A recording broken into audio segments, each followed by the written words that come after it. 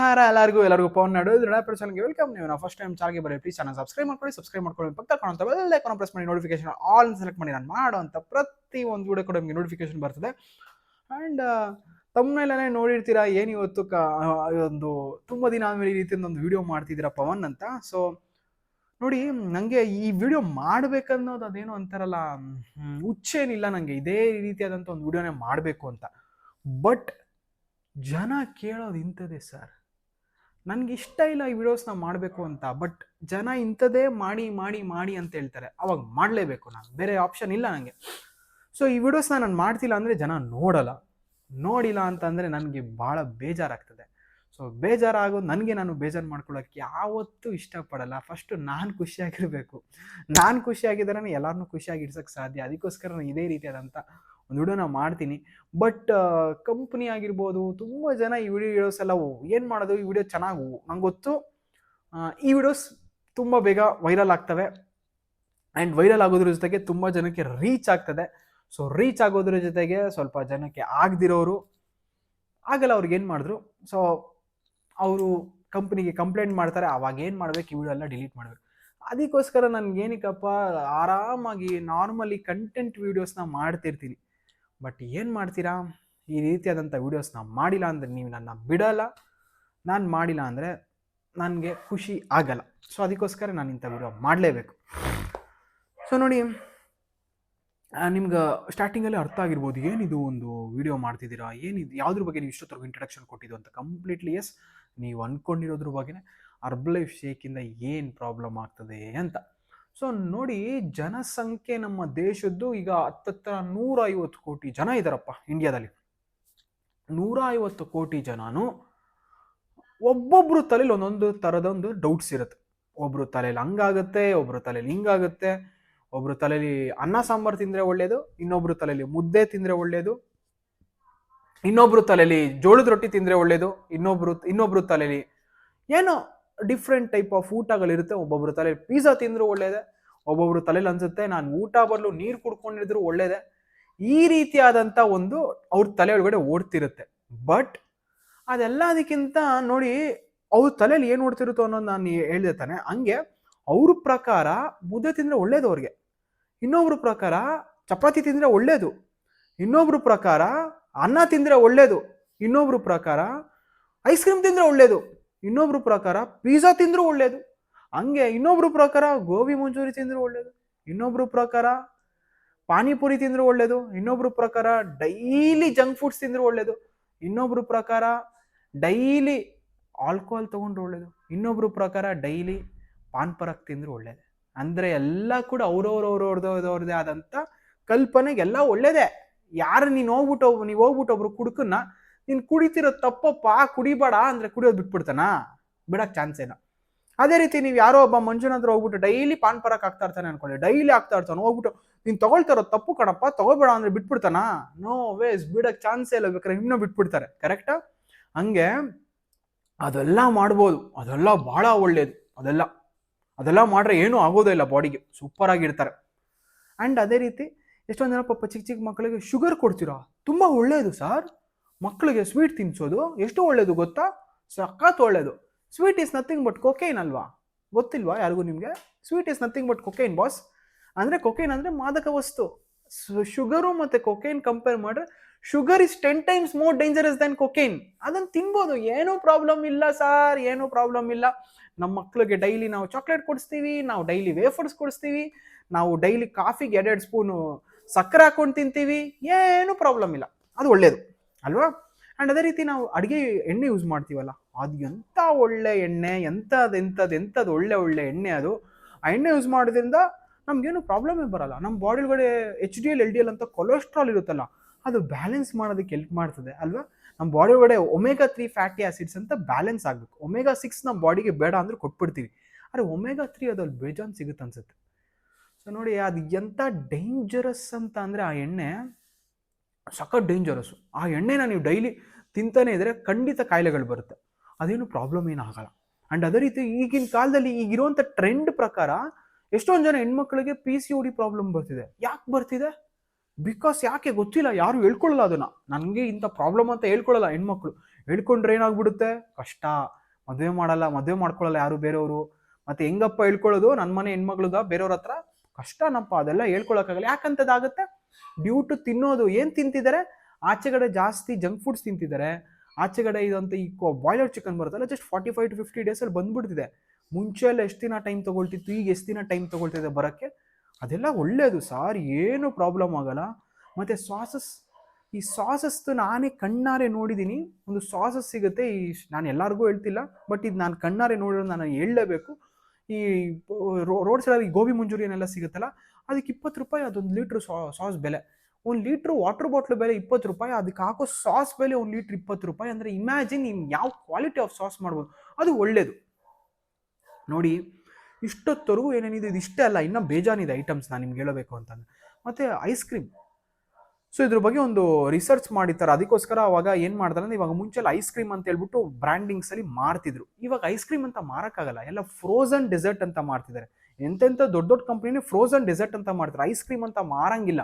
ಯಾಕೆ ice cream ಅಂತ ಮಾರಂಗಿಲ್ಲ ಅಂದರೆ, ಐಸ್ ಕ್ರೀಮ್ ಅಂತ ಮಾರ್ಬೇಕಾದ್ರೆ ಅದ್ರೊಳಗಡೆ ಮಿಲ್ಕ್ ಪ್ರಾಡಕ್ಟ್ ಇರಬೇಕು. ಅದ್ರೊಳಗಡೆ ಮಿಲ್ಕ್ ಪ್ರಾಡಕ್ಟ್ ಇರಲ್ಲ, ಅದ್ರೊಳಗಡೆ ಇರೋದು ಕಂಪ್ಲೀಟ್ಲಿ ಡಾಲ್ಡಾ ಇಲ್ಲ ವೆಜಿಟೇಬಲ್ ಆಯಿಲ್ ಇರುತ್ತೆ. ಅದನ್ನ ತಿಂತೀವಿ ನಾವು, ಮಕ್ಳಿಗೂ ತಿನ್ನಿಸ್ತೀವಿ, ತಿನ್ನು ಸಖತ್ ಒಳ್ಳೇದು ಅಂತ. ಎಲ್ಲಿಂದ ಬಂತು ಸೈಡ್ ಎಫೆಕ್ಟ್ಸು? ಏನಾಯಿತು ಮಕ್ಕಳಿಗೆ, ನಿಮ್ಮ ಆರೋಗ್ಯ ಏನಾಯಿತು? ನೀವು ಯೋಚನೆ ಮಾಡಿ, ನಿಮ್ಮ ತಂದೆ ತಾಯಿಗಿದ್ದಷ್ಟು ಎನರ್ಜಿ ನಿಮ್ಗಿದೆಯಾ? ನಿಮ್ಗಿರೋ ಎನರ್ಜಿ ನಿಮ್ಮ ಮಕ್ಕಳಿಗಿದೆಯಾ? ಯೋಚನೆ ಮಾಡಿ, ನೀವು ಒಂದ್ಸಲ ಯೋಚನೆ ಮಾಡಿ ಇದನ್ನು ಕುತ್ಕೊಂಡು. ನಿಮ್ಗಿರೋಷ್ಟು ಎನರ್ಜಿ ನಿಮ್ಮ ಮಕ್ಕಳಿಗಿಲ್ಲ, ನಾಳೆ ನಿಮ್ಮ ಮಕ್ಕಳಿಗಿರೋಷ್ಟು ಎನರ್ಜಿ ಅವ್ರ ಮಕ್ಕಳಿಗಿರಲ್ಲ. ಯಾಕಿರಲ್ಲ? ತಿಂತಾರೋಂಥ ಫುಡ್ ಸ್ಟೈಲ್, ಲೈಫ್ ಸ್ಟೈಲ್ ಹಿಂಗಿದೆ. ಹಂಗನ್ಬಿಟ್ಟು ಅದರೆಲ್ಲ ಬಿಟ್ಬಿಡ್ತೀರಾ? ಚಾನ್ಸೇ ಇಲ್ಲ ಸರ್. ಮತ್ತು ಶೇಕ್ ಕುಡೀರಿ ಅಂತಂದರೆ ಏನು ಡ್ರಾಮಾಗಳಾಡ್ತೀರಾ? ಒಬ್ರಿಗಿಂತ ಒಬ್ರು ಬೇಜಾನ್ ನೆಗೆಟಿವಿಟಿನ ಹಬ್ಬರಿಸ್ಬಿಡ್ತೀರಾ. ಸಿಕ್ಕಿದ್ರೆ ಸಾಕು, ನಂದೆಲ್ಲಿ ಇಟ್ಬಿಡ್ಲಿ ಅಂತ ಕಾಯ್ತಾ ಇರ್ತಾರೆ ಜನ.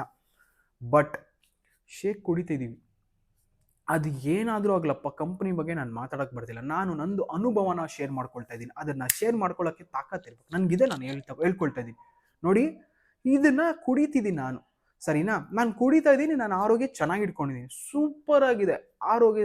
ವರ್ಷಕ್ಕೊಂದ್ಸಲ ಬ್ಲಡ್ ಚೆಕಪ್ ಮಾಡಿಸಿನಿ, ಥೈರಾಯ್ಡ್ ನಾರ್ಮಲ್ ಆಗಿದೆ, ಡಯಾಬಿಟಿಸ್ ಲೆವೆಲ್ ನಾರ್ಮಲ್ ಆಗಿದೆ, ಕೊಲೆಸ್ಟ್ರಾಲ್ ಲೆವೆಲ್ ನಾರ್ಮಲ್ ಆಗಿದೆ, lipid profile test, body fit and fine ಆಗಿದೆ, ಒಳ್ಳೆ ನಿದ್ದೆ ಬರುತ್ತೆ, ಒಳ್ಳೆ ಆರೋಗ್ಯ ಇದೆ, ಸಾಕು.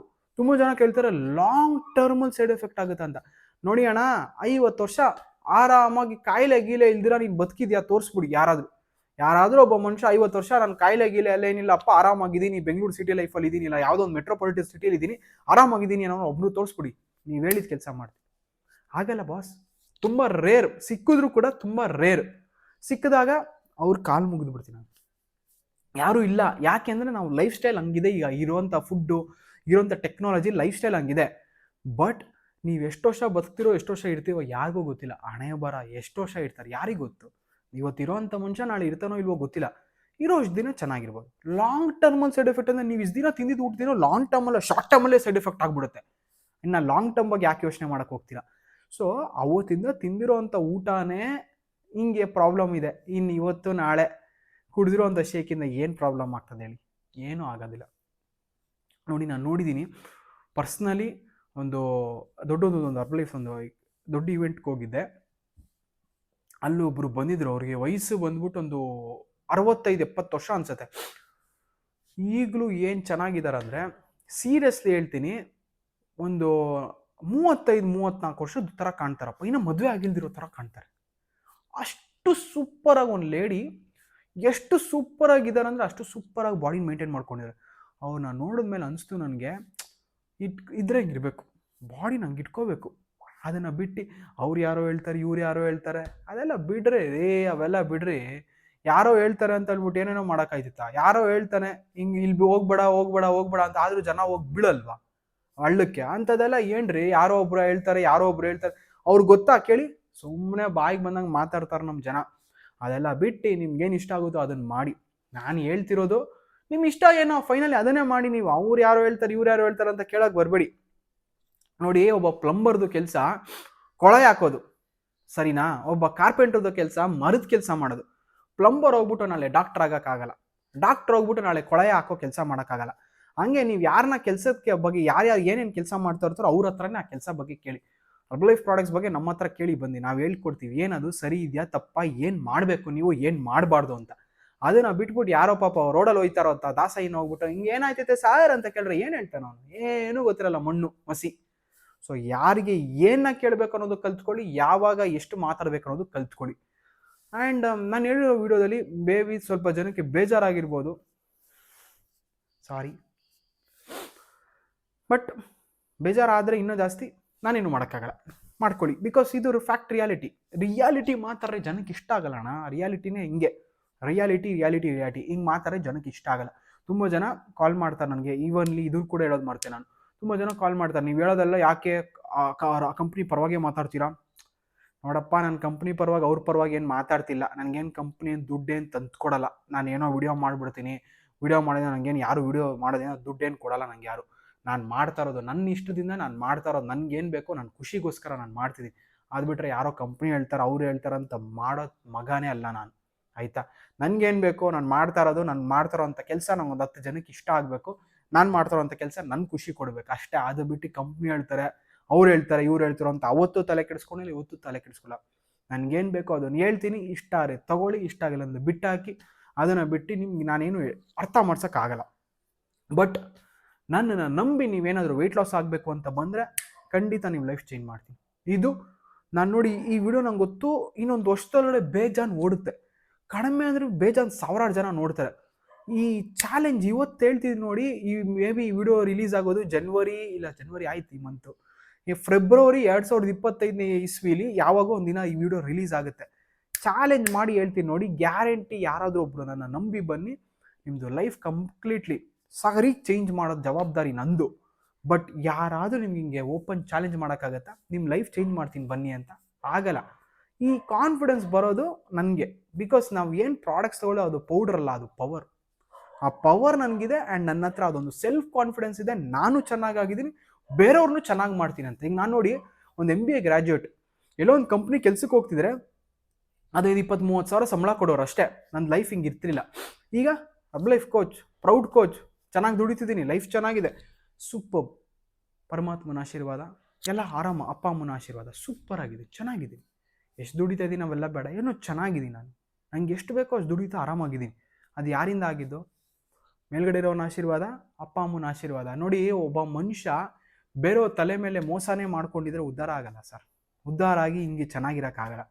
ಸೊ ನೀವು ಚೆನ್ನಾಗಾಗಬೇಕು. ನಂತರ ಆರೋಗ್ಯದಲ್ಲಾಗಲಿ, ಫೈನಾನ್ಷಿಯಲಿ ಆಗಲಿ, ಫಿಸಿಕಲಿ ಆಗಲಿ, ಮೆಂಟಲಿ ಆಗಲಿ, ಪರ್ಸ್ನಲಿ ಆಗಲಿ, ಹೆಂಗೋ ನೀವು ಚೆನ್ನಾಗಾಗಬೇಕು ಅಂತ ಒಂದೇ ಒಂದು ಸಲ ಡಿಸಿಷನ್ ತೊಗೊಂಡ್ರೆ ಮೇಲ್ಗಡೆ ಡಿಸ್ಪ್ಲೇ ಆಗ್ತಾರಂಥ ನಂಬರ್ಗೆ ಕಾಂಟ್ಯಾಕ್ಟ್ ಮಾಡಿ. ನಿಮ್ಮನ್ನು ಚೆನ್ನಾಗಿ ಮಾಡೋವಂಥ ಜವಾಬ್ದಾರಿ ನಂದಾಗಿರುತ್ತೆ. ನನ್ನನ್ನು ನಂಬಿ ಬನ್ನಿ. ನಾನು ಹೇಳಿದ ಏನೇನಿರುತ್ತೋ ಪಿನ್ ಟು ಪಿನ್ ಫಾಲೋ ಮಾಡಿ. ನಾನು ಹೇಳಿದ ಥರ ಫೈನಾನ್ಷಿಯಲಿ, ಮೆಂಟಲಿ, ಫಿಸಿಕಲಿ ಎಲ್ಲ ರೀತಿಯಾದಂಥ ಚೇಂಜಸ್ನ ನಾನು ನಿಮ್ಮ ಜೊತೆ ಮಾಡಿಸ್ತೀನಿ. ನಿಮ್ಗೆ ಯಾರು ಇಂಥ ಆಪರ್ಚುನಿಟಿ ಕೊಟ್ಟಿಲ್ದಿರ ಇರ್ಬೋದು, ಬಟ್ ಇವತ್ತು ನಾನು ನಿಮ್ಗೆ ಕೊಡ್ತಿದ್ದೀನಿ ಇಂಥ ಆಪರ್ಚುನಿಟಿ. ನನಗಿಂತ ಆಪರ್ಚುನಿಟಿ ಯಾರೋ ಒಬ್ಬರು ಕೊಟ್ಟರು, ಪುಣ್ಯಾತ್ಮ, 2021ನೇ ಇಸ್ವಿಲಿ. ಅವತ್ತು ಗಟ್ಟಿಯಾಗಿ ಇಟ್ಕೊಂಡಿದ್ದಕ್ಕೆ ಆಪರ್ಚುನಿಟಿ ಅವತ್ತಿಂದ ಇವತ್ತರೆಗೂ ತುಂಬ ಗಟ್ಟಿಯಾಗಿ ಇಟ್ಕೊಂಡಿದ್ದೀನಿ. ಸೊ ನಿಮ್ಮ ಲೈಫಲ್ಲಿ ಯಾವತ್ತೂ ನೋಡಿ, ದೇವರು ಬಂದ್ಬಿಟ್ಟು